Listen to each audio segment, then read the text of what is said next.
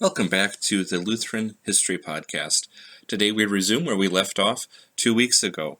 We will now continue with part 2 of a brief history of Australian Lutheranism.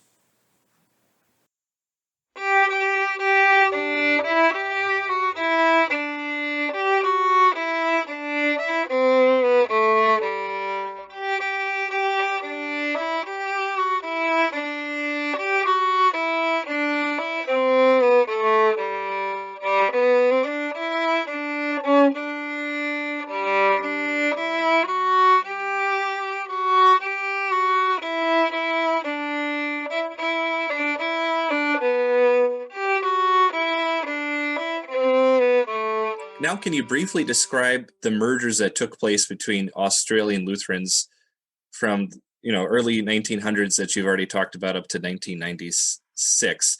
If you look at your charts, it gets very complicated, and suddenly it seems to get not so complicated. So basically,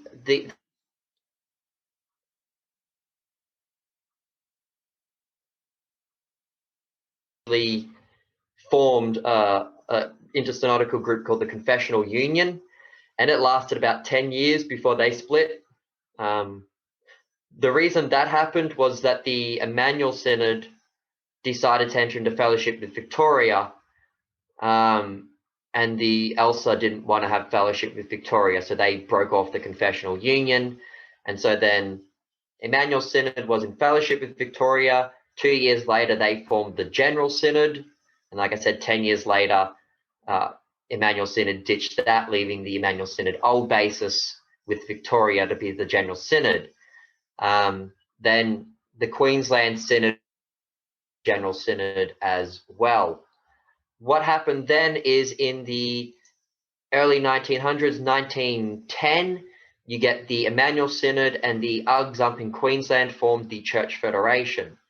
Now, what is interesting is that the Church Federation really stood in as kind of the middle ground. So if you had the ELSA as like the really conservative group and the General Synod as the really liberal group, the Church Federation was kind of in the middle.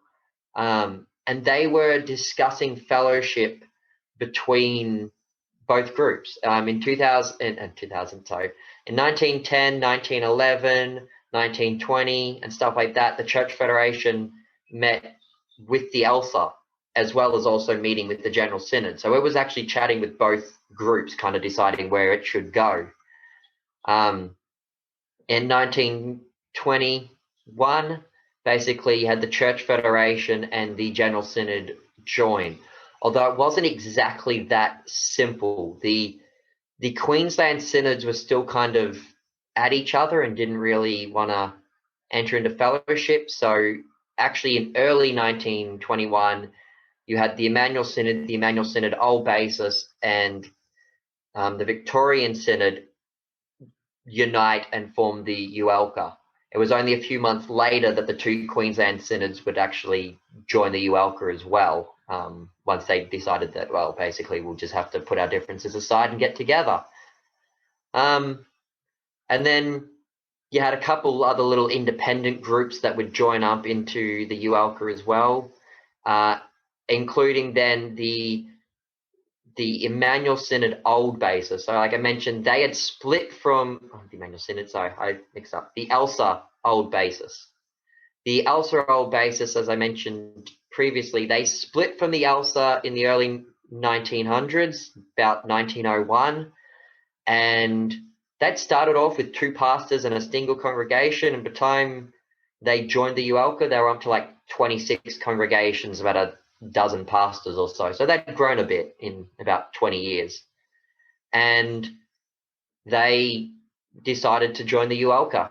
And this was interesting because this actually helped foster some of the kind of fellowship over in America, because the ULCA was in fellowship with Iowa and the ELSA old basis was in fellowship with Ohio. And they entered into fellowship in 1926.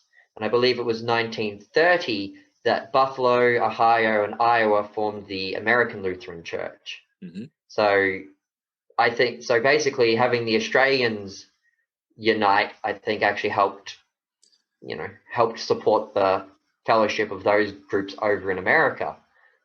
And so this then really brings, by 1926, you really have just two synods in Australia. There's the ELSA, who would later change their name to ELCA in 1944, simply changing the word synod to church, and then the UELCA.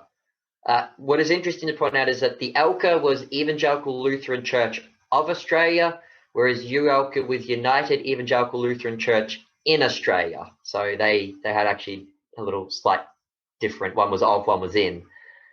And then in the 1940s, they started entering the dialogue themselves. They enter into prayer fellowship. In the 1950s, they write this document known as the Theses of Agreement, which was a list of agreements that they actually could agree on. This is actually then the first time that millennialism is condemned by everyone. It's no longer held. So, like I mentioned earlier, in 1926, when the ELSA Old Basis entered into fellowship with the UELCA, they had this document called the Theses of Union, and they actually, in that statement, mentioned millennialism as an open question. It's only 30 years later in the Theses of Agreement that all the churches decide to condemn millennialism as heterodox. And so then the churches continue moving together. There's some protests, particularly from the ELCA side, again, particularly from the Queensland district. But come 1965, the two churches enter into ultra pulpit fellowship, followed by 1966, when they become one united synod, the Lutheran Church of Australia, or LCA for short. Yeah, and there was one single Lutheran church for like 5 seconds before the ELCR forms. Yeah, so can you explain why a few Lutherans didn't really like the LCA? So I think one of the best analogies I can come up with, so in America, I know there was a period of time when Missouri and the ALC were discussing fellowship. Correct. You'll have to help me with this. Was Wells still in fellowship with Missouri at that time, or had they already broken at that stage? So this, in fact, is kind of, you brought it up at the right time. This is exactly why, or one of the major reasons why Wells was no longer in fellowship with Missouri Synod. 1960 is when that took place, because for maybe 2 decades or so, there had been some concern about the direction Missouri had been going with avoiding some elephants in the room as far as doctrinal disagreements between the ALC and the Missouri Synod. And that was brought up in the podcast episode on the election controversy, I think episode 4, if I remember. So Wells was staying back from that while the two were talking. Okay, so if for those people who are Wells or Missouri or know any of that whole kind of Seminex era kind of incident, they might be able to then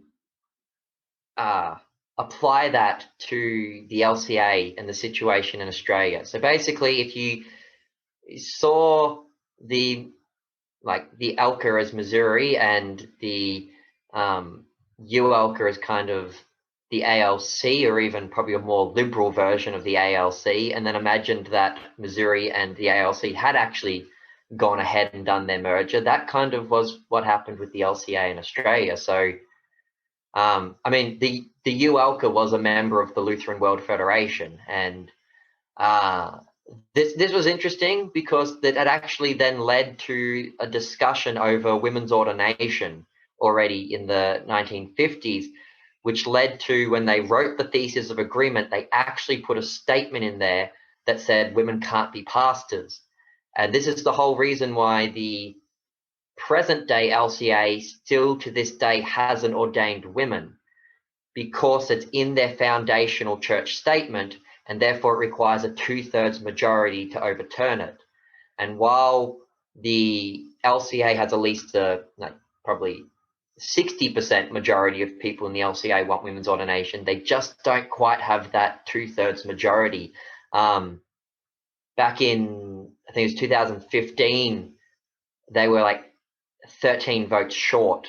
I think it was like that. So if like 7 people had switched their vote from against women's ordination to for women's ordination, the LCA would have women pastors currently. But because it had been debated back in the 50s and the churches then had agreed not to have women pastors, they put it in their church statement and has kind of hindered its progression to this day. But yeah, basically think of the ULCA as a more liberal version of the ALC in America, and then imagine that they and Missouri had entered into church fellowship. So that's kind of what happened.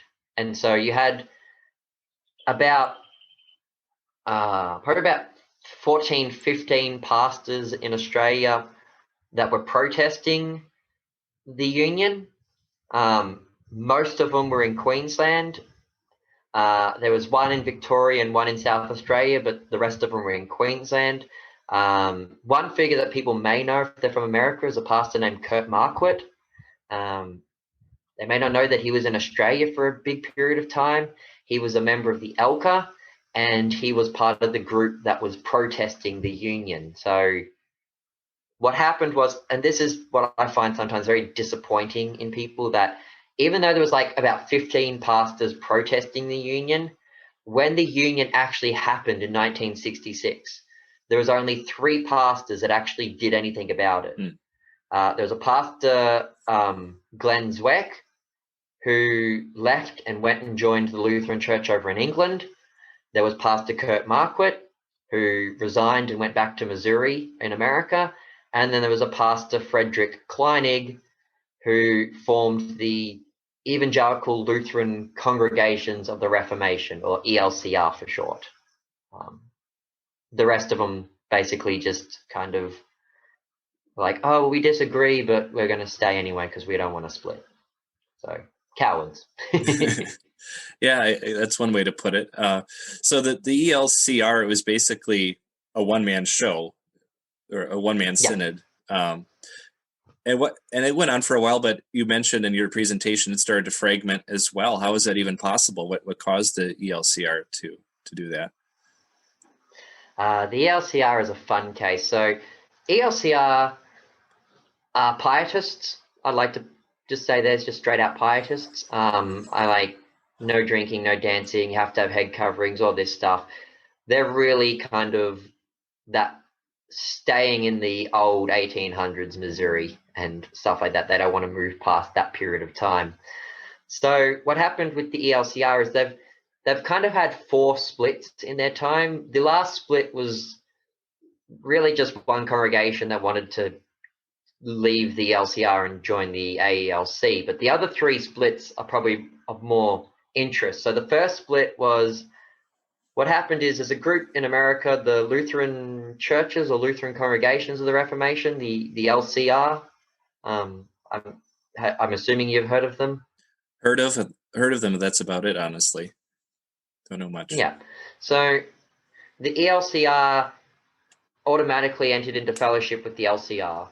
I believe the LCR, one of their founding pastors was Pastor Paul Kretzmann from the Kretzmann commentaries. He was involved with them.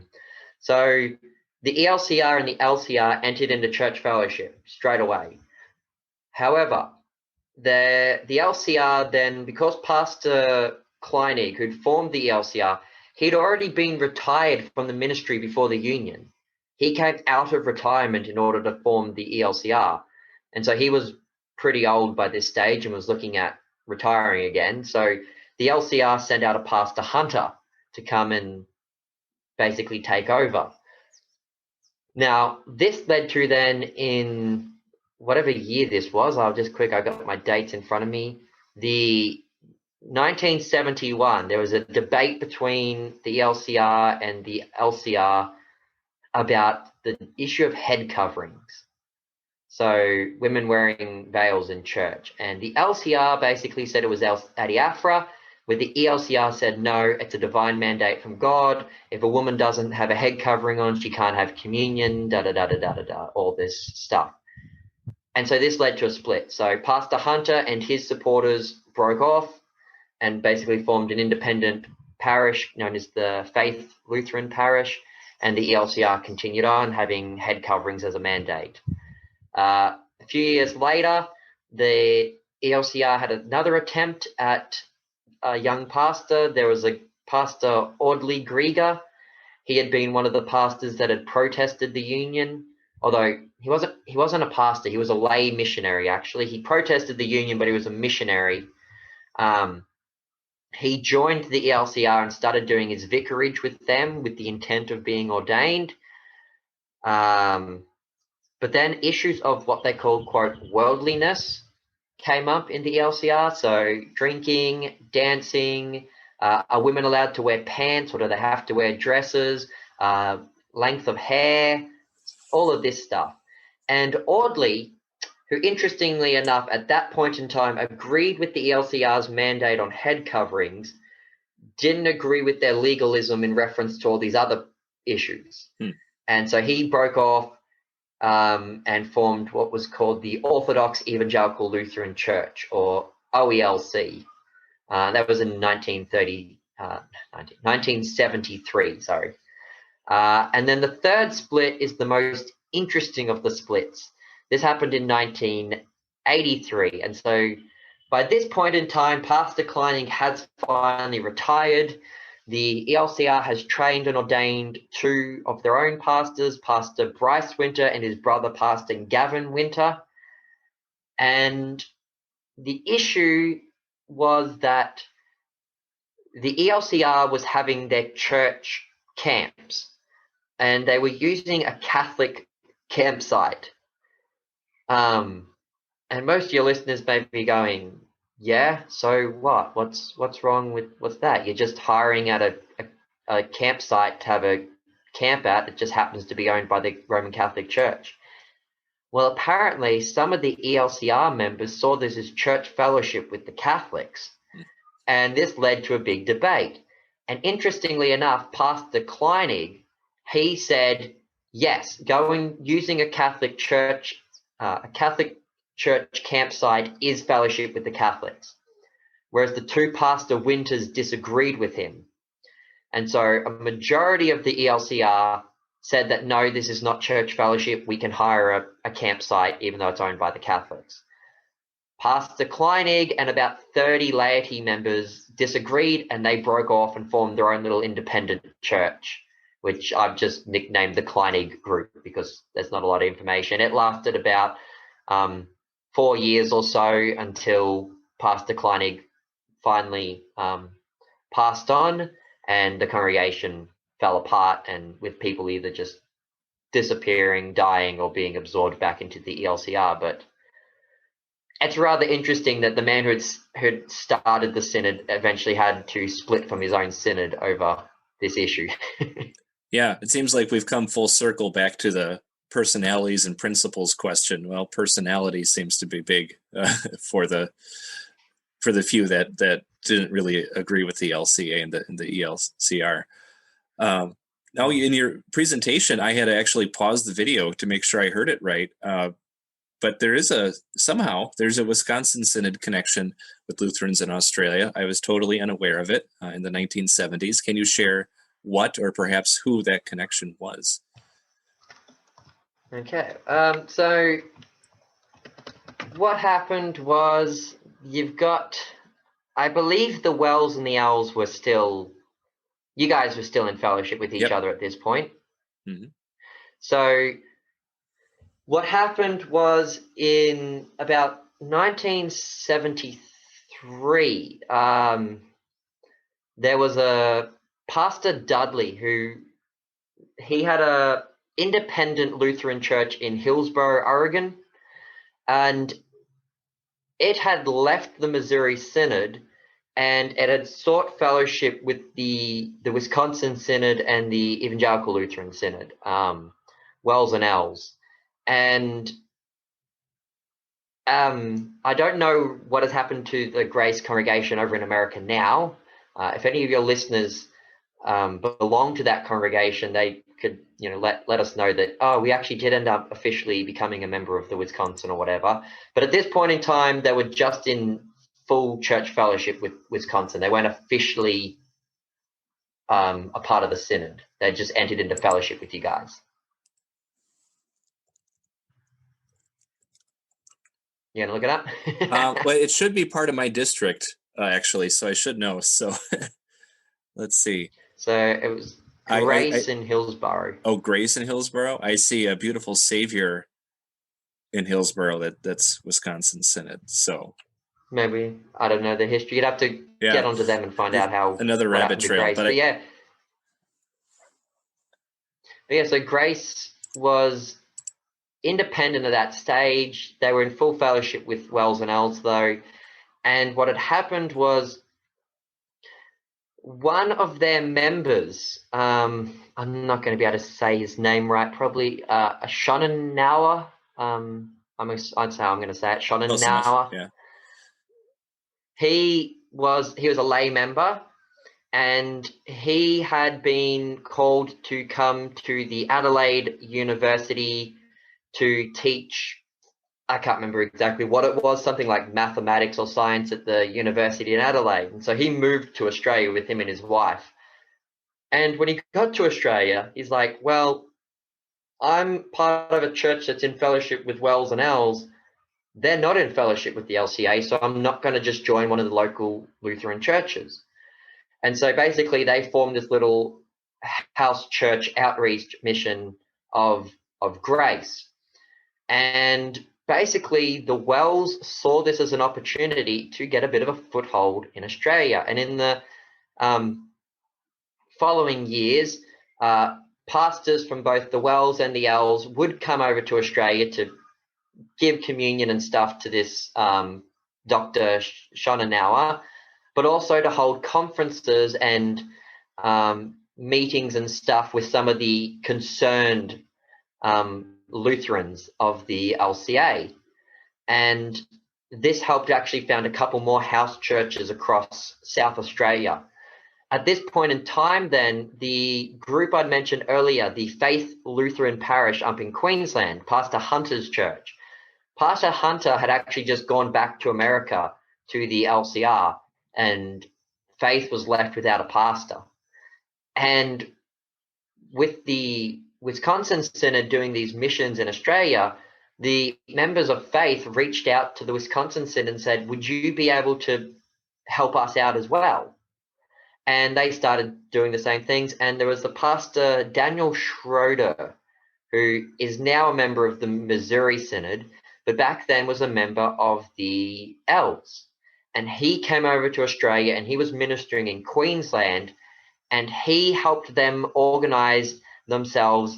And in 1989, they formed the Evangelical Lutheran Synod of Australia, or ELSA, the second ELSA, not to be confused with Fritz's ELSA that we were talking about earlier. So, yeah, Pastor Schroeder actually helped found the ELSA in Australia. And it was a few years later in 91 that all the group down in South Australia would eventually also join the ELSA. And so, yeah, the ELSA is still around today, and they are still a member of the Confessional Evangelical Lutheran Conference that the Wisconsin and them belong to. So, yeah, you guys in the Wisconsin Synod and the Els were sending some pastors over here to minister to a few little house churches. Sadly, during the 90s, all the congregations in South Australia basically just collapsed.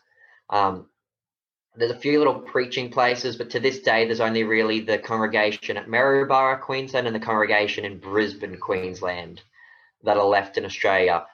And even that's a bit complicated, because in the year 2000, there was some kind of disagreement amongst the laity and pastors in the ELSA, and the Brisbane congregation split from the ELSA.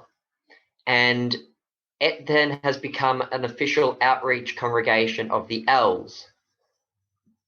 But because the ELSA and the L's are still in fellowship, the Brisbane congregation retains fellowship with the ELSA, but doesn't want to be part of the synodical organisation of the ELSA. So there's church fellowship, but not organisational connection.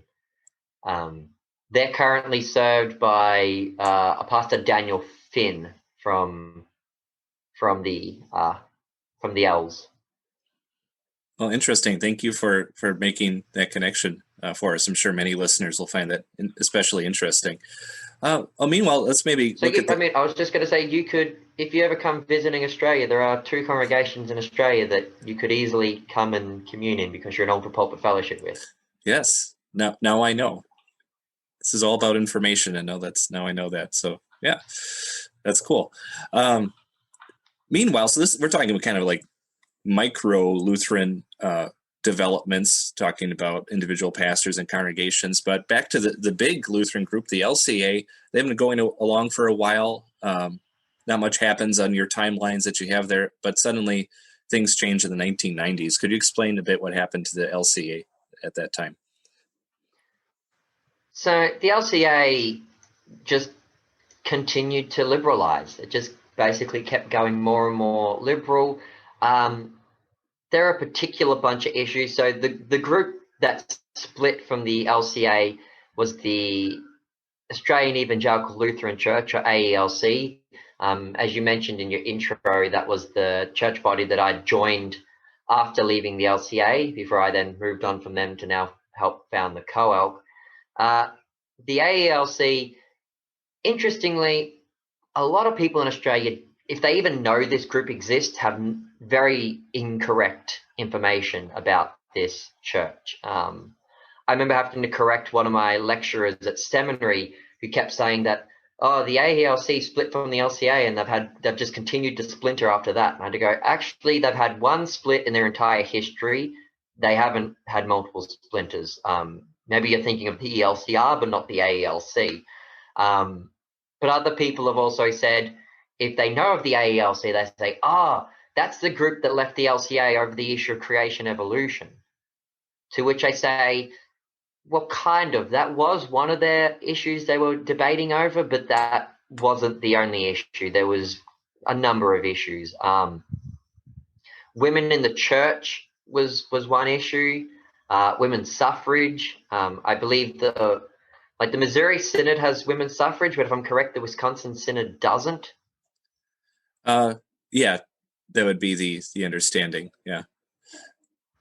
Yeah. So yeah, the LCA had adopted women's suffrage. Had started letting a lot of lay women participate in, distributing Holy Communion, doing the Bible readings, taking lay reading services, so they could even preach the sermon and stuff like that.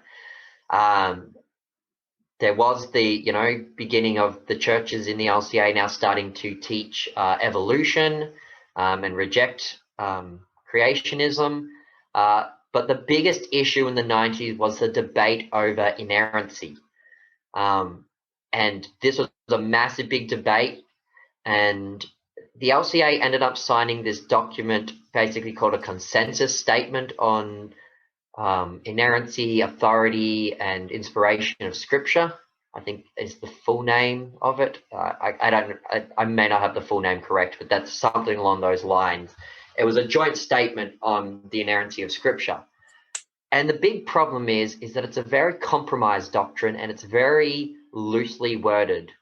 So, for example, while at seminary, I was told by the head of the pastoral school when I was having some issues, I was saying that I believed in inerrancy. And he said, no, but the LCA teaches inerrancy.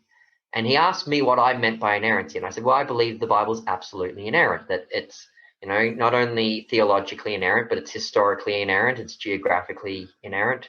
All that's correct. And he said, well, that's not what the LCA means. He says the LCA, by their statement, means that the Bible is theologically inerrant, but not necessarily historically or geographically inerrant. So therefore, you've got plenty of people in the LCA that don't believe in six-day creation.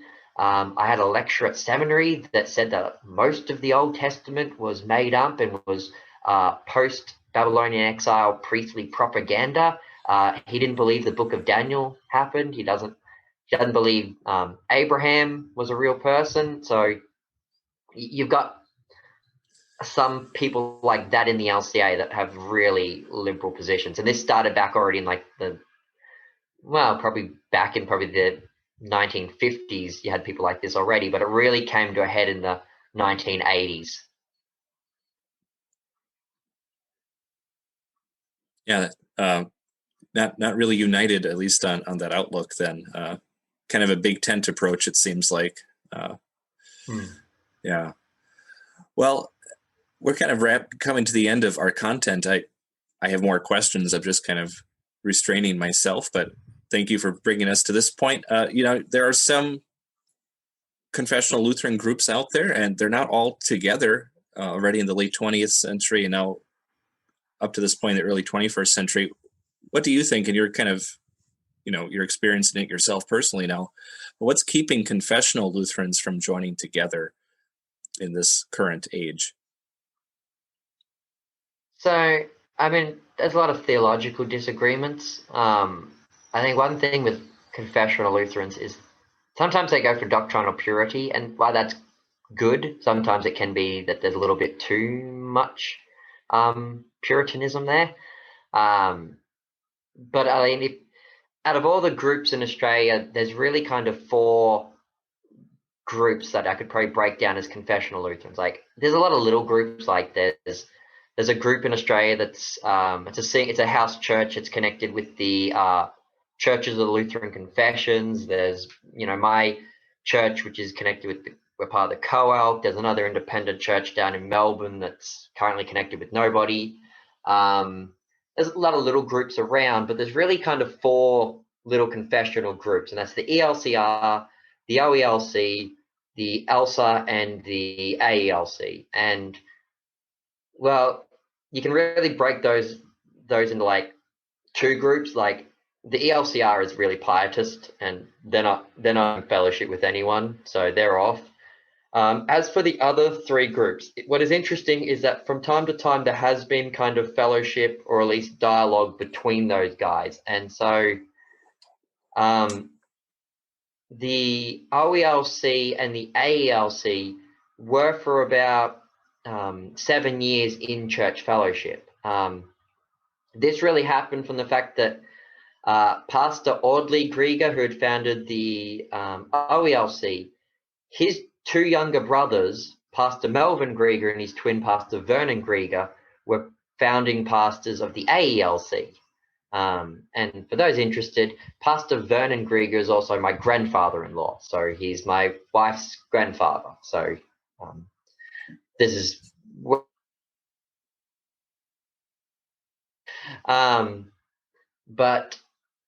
So those 3 brothers kind of all then decided to declare fellowship between their churches. And I have not really to this date been able to get a definitive answer of why they broke fellowship. So in 92, they entered into fellowship, and in 99, they split. And I can't really get much of a definitive answer as to exactly what the issue was. There was some talk about fellowship and some Papua New Guinea mission. I don't really have a definitive answer as to why they split. There was just kind of, they broke fellowship. What is interesting is that the AELC and the ELSA did for a good period of time have dialogue as to trying to enter into church fellowship. And the easiest way to answer as to why they're not into fellowship is, why are Wells and Missouri not in fellowship? So if I could just ask you, what would be 3 reasons that you could probably give me why Wells and Missouri aren't in fellowship? Yeah, and it depends on who you ask. And they'll give you somewhat different answers, but I think it boils down to whereas Wells probably has uniformity in belief and practice and doctrine across the board, Missouri Synod, on paper, in many areas, we would say we are the same, but in reality, it's not enforced. It's not church discipline. So for one thing, we view Missouri as a mixed group where there's kind of a spectrum of Lutherans. And what about the issues? Probably things like church and ministry and a definition of what fellowship is would probably be those other two things. Cool. So what is interesting there is that the AELC and the ELSA agreed on pretty much most of those issues. So the AELC would agree with like the Wisconsin and that on the issues of fellowship and mixed bag, even the role of women in the church. Like I know Missouri has allowed women to do a lot more in the church now, whereas Wisconsin doesn't, and the AELC would take a more Wisconsin view on that matter. But then it comes to this issue of church and ministry, or mostly on the ministry. That whole old issue that has split Missouri and Wisconsin is the same issue that split the AELC and the ELSA, that they basically agreed on most issues except for this understanding on the office of the ministry. They couldn't get around that. That the ELSA obviously sided with the Wells and the AELC sided with Missouri, and that was their big issue. Yeah, easy enough to understand for those who are familiar with that context. All right. Well, thank you for bringing us through nearly 200 years of history. It was quite a task, but we got through it, and hopefully those listening will, if they didn't get all their questions answered, have a good start on it. Now I have a few other questions that are not content related, but just kind of the who, what, why, and how. You presented a lot of historical facts, and part of it is just keeping movements, names, and dates straight, but part of it you also did some primary research, especially on your Forgotten Synod book. You're talking about newspaper clippings and church minutes, so you've kind of done the whole spectrum of history work. How do you go about gathering your information and presenting it? What are some of the things that you do to keep it all straight? Well, gathering the information is there's a couple of books around, particularly for people that are interested. For the the pre-Union era, there are really three good books. There's Pastor Otto Thiele, his 100 Years on Lutheranism in Queensland, Pastor Theodore Habart's History of the ULCA, and then Pastor Alfred Brower's Under the Southern Cross, which is a history of the ELCA. If people can get a hands on those, good, get them. They're great resources. They're out of print. Those books themselves were originally printed in like the 1930s. The LCA did a reprint of them in the 70s. They haven't done any reprints of them at the moment. There's no current printing of them. So you really have to just keep an eye out for secondhand copies, which I doubt you'll come across much in America. So it's really for the Australian listeners to keep an eye out for those books. I come across them every now and again, and I like to pick them up every time I find them, that I have a little pile of them that I can pass them on to people. There's also a book called Faith and Freedom. It was written by the Lutheran Archives. So there's the Lutheran Archives in Australia. It's run by the LCA. It's got all the historical documents kind of preserved. That is another place where I get a lot of information from. I contact them quite a lot and say, hey, can you look up this certain issue? Do you have any papers or minutes or statements on this? It does become a bit difficult when they say, oh, we got this, but it's all in German. I'm like, yeah, I don't speak German. So yeah, I've had a few times where I've had to like pay for translations and stuff like that so that I could find out what's happening. But they also wrote a book called Faith and Freedom, which was basically covering like the nearly 200 years of Lutheranism. Although the sad part about that book is that it covers all of the history pre-66, but then when it gets to 66, it only follows the LCA, so they kind of ignore all the other synods. And so that leads me then to how do I find all the history on the kind of post-66 information? Well, some of the groups have got papers and their histories written down. The ELCR has released a number of books. They You can get those if you contact the LCR directly. You can ask them for their books. I'm assuming they would post to America, so you could buy some of their books there. Some of the resources, like papers and articles, I have put on my own website, www.knightgeorge.info, so people can find some of the information there. And also, I'm kind of blessed with the fact that with the more recent synods, a lot of the people who were involved in those incidences are still alive. And so I've been able to contact a lot of the people and say, hey, can you just tell me what happened here, what happened there, what was going on with this incident, brief history, what's your opinion on what happened? So yeah, I can get a lot of first-hand information from people who are actually there. Yeah, and it's valuable that you're recording that and preserving that for the future. That's important. All right, and the final section of our interview process is to always ask our guests kind of about their personal Lutheran history interests. But first, do you think there are more things that could be done with this topic of Australian Lutheranism? Do you think people could find more projects? Oh, I think there's plenty more that could be done, especially in the kind of the post 66 period of time. So I think I mentioned this to you like off air when we were like emailing back and forth, that I said that there's a lecturer from the seminary who is kind of more of the expert on Lutheranism in Australia, although that would be pre 66 Union and then the LCA post Union. He would be the expert on that. He, like most people in Australia, haven't done any research into the micro-synods. Basically, a lot of people in the LCA don't look beyond the LCA. They don't really know about the non-LCA synods. They don't really care about the non-LCA synods, and they definitely haven't done any research into them. And so I often tell people I am the leading researcher into the non-LCA Lutheran synods, basically because I'm the only one doing it. I was really, I'm trying to think of the emotion, proud, happy.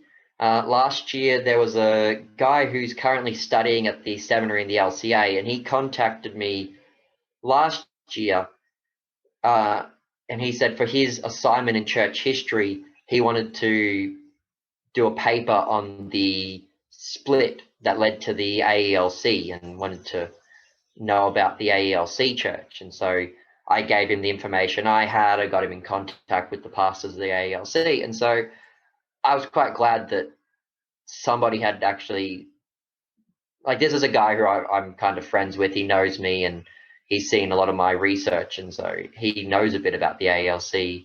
And I was happy that he was going to pick up some of the work that I've been doing and use it for an assignment. So it was good to see that there's at least another person looking into this history and being willing to look outside of his own synod.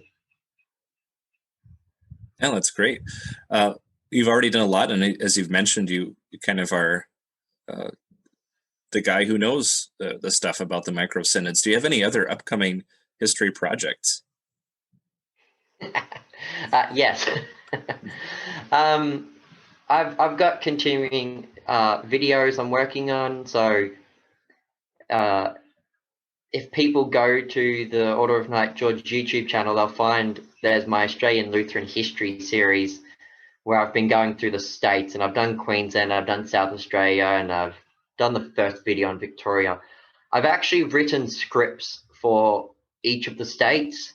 I just haven't really had the time to get around and make the videos themselves. So those videos on the other states will be coming out. Just heads up to everyone watching those. The videos we're focusing on that period from 1838 up to 2018. So I won't be focusing much on the last few years, but it'll give you information up to 2018. So I got those videos coming out. I've got really 3 book projects coming out whenever I get around to finishing them. So as I mentioned, I've written scripts for each of those videos. I'm going to compile the scripts together and put them out as a book titled 180 Years of Lutheranism in Australia. So it's a really brief history. I just really need time to sit down and go through all the spelling and grammar and formatting and stuff like that to make it an actual good, worthwhile book rather than having plenty of spelling errors in there. Yeah. Well, I know one editor. It might be in American English, but I know an editor we could help you with. So with that, if you need it. There's a book I'm working on. I wanted to do on the topic of the history of selective fellowship in Australia. So, as I mentioned throughout this episode, that there were different synods that kind of had looser church fellowship, and certain ones wanted to have fellowship that was kind of selective. Like, okay, well, we're not going to have full fellowship with that synod, but we'll do this and that. And so I really wanted to do a historical analysis on what each of the synods' positions were on church fellowship and just have a look at that. And then the last project is kind of my biggest project, which is what I call my breakaways book, which is a history on all the non-LCA synods since 66. For those people who are interested in that, I've got heaps of information on this, and there's so much stuff to try and filter through and decide what to put in the book. So rather than try and do a really in-depth history at the moment, what I've decided to do is start off with a very brief history and release that as the first edition. And then as time goes by, I will release later editions that will have more information added in. So I'm hoping to get that out sometime this year. It's going to be a little brief history on each of the non-LCA synods, and that'll be edition 1, and then like keep an eye out in the coming years for more in-depth editions to follow. Oh, excellent. Looks like you have quite a bit on the to-do list, but we look forward to seeing those products as they come out. And final question for you. You're focused on your areas of Lutheran history, but are there any other kinds of Lutheran history you'd like to see more books or projects come out? I think more just what I would like to see is, as I was mentioning before, I would like to see more people take up the history of the non-LCA synods. I would like more people, either whether they have to be people outside the LCA or more people inside the LCA, to actually do the research and check out the history of the synods beyond the LCA and go, yeah, I know they're micro synods. Yeah, I know they're small. Like the AELC only has 7 congregations, and so it's the second biggest synod in Australia. So most of the non-LCA synods are like 1 or 2 congregations. It's not very big. And so because of that, they often get overlooked. And I would just encourage people to take the time and effort to research these things. Read my content. I've reproduced some of their papers and stuff on my website. In fact, if you go to my website, there's a paper written by, I think he was a seminarian when he did it. He was studying at whatever the L's seminary is, and he wrote a paper on the L's and Wells involvement in Australia. And so that document is on my website, so people can read the history of how kind of Wisconsin Synod was involved in Australia. And so I've made those papers available to people, and I'd encourage people to check them out. Or if they are able to, a lot of these people are still alive. You've got the chance now to contact them. I mean, some of them are old and getting on in years, and they won't be around forever. So now's your chance to contact them and say, can you tell me a bit about the history of your synod? Excellent. All right. Well, thank you for your time today, and we look forward to hopefully hearing from you again in the future. Thank you. So for our audience members, please check out the many links I've put in the podcast description. You can see the different works we've talked about today, both books, videos, and charts. If you enjoyed the podcast, please like, share, subscribe, and whatever you're supposed to do on the platform that you are listening on. And if you're able to give a review, please do that as well. Please tune in again next week not next week, but within 15 days, and you'll hear the next episode of the Lutheran History Podcast.